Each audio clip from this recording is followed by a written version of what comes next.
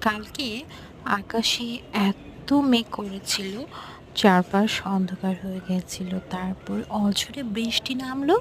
আর বৃষ্টি শেষ হবার পরেই একদৌড়ে চলে গিয়েছি আমি ছাদে।